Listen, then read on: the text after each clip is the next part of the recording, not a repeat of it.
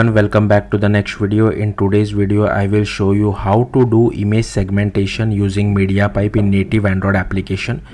So firstly I will show you the documentation. So what you have to do is just create an Android application. I'm using old XML layout, but if you want you can use Jetpack Compose as well. Next you will have to come to this documentation.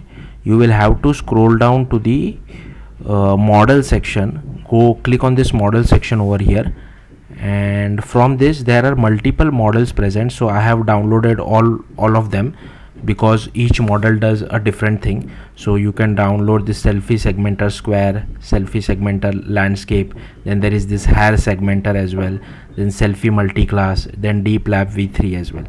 Okay, so just download this all three models. Next open your Android project. Inside that just right click over here, new folder, assets folder, click on finish. I have already created the assets folder. Next drag and drop your all this TensorFlow Lite model which we have just downloaded inside the assets folder. Now I will show you the output. So here as you can see, first I am using this selfie multi-class 256 by 256, okay, over here. And if I click on pick image, it opens the image picker.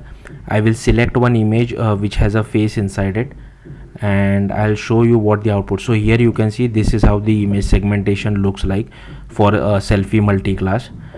Okay, next I'll change. So here again I have selected another image, and this is how it looks for another image as well, and this is how it looks for the third image. Next what I'll do is that I'll just change this name of this TensorFlow Lite model. So I will use a different TensorFlow Lite model, so deep lab underscore v3, and again I will click on run the application again, and I'll click on pick image, and from once I pick the image, here you can see like it tries to separate the actual person from the background. So something like that it does. Yeah, so that's where you can use this deep lab underscore v3. Next I'll use hair segmenter,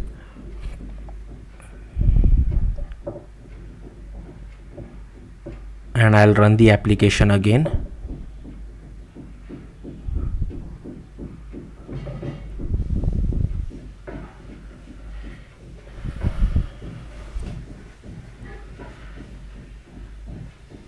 And I'll select one image. So here you can see the hair has been colored, hair has been given a different color. So here as you can see I'll select a different, so it gives a red color to it. So yeah, this now in this image as you can see it is getting confused between that scarf the lady is wearing in between her hair. So this kind of things might happen. So yeah, last I will use this selfie segmenter as well. I'll run the application. I'll just click on pick image. I'll select one image, and here as you can see again it is very similar to the deep lab, like it tries to separate the person from the background. I'm not sure how clear it is to you, but yeah, that's what it does. So yeah, let's see how to implement this. So first as usual you will have to go to build.gradle.kts, and here you will have to import this MediaPipe dependency. I have also included coil, which is used for loading image from an bitmap to our image view. Then just click on sync now. Once you do that, you will have to go to Kotlin plus Java, and here I have just copy pasted this overlay view file from the documentation itself. So if I go back to the documentation, here you can see there is this overlay view.kt file which they have provided. So you can just copy paste this file. Again it is basically for doing all this kind of hair segmentation, selfie segmentation thing. So I won't be able to explain it to you, but if you want you can just pause the video and copy paste this code. Basically they are using a canvas to do all this sort of manipulation.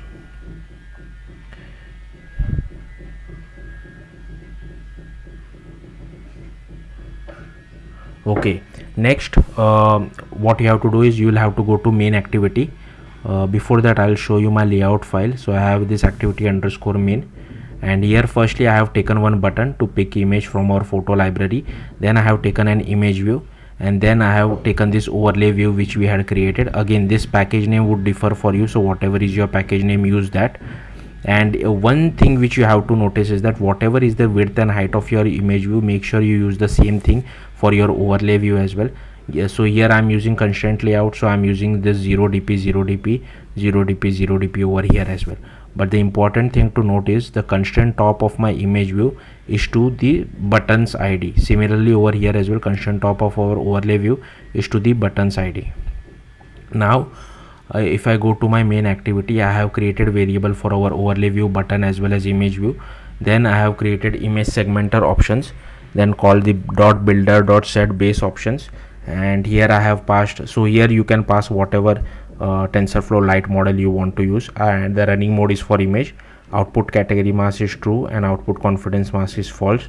Okay, and I have set this to build. I have tried reversing this value, but I was facing a crash. But if you want to tinker around it, you can reverse this value as well. Then here I have created one variable for image segmenter.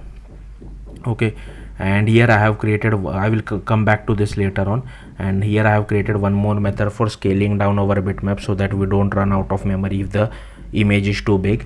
And here inside on create, I'm just initializing our image segmenter.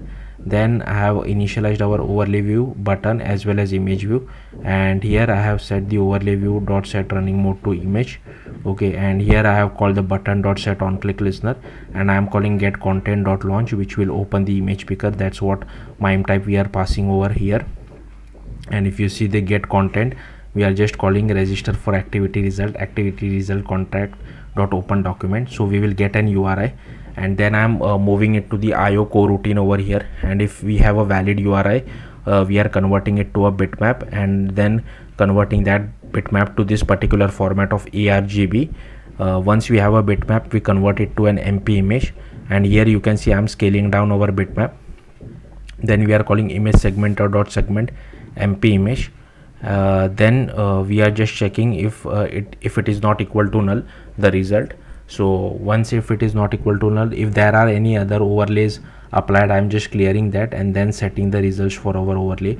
So I'm just calling byte buffer extractor dot extract and passing our category mask to it, as well as the width and height as well.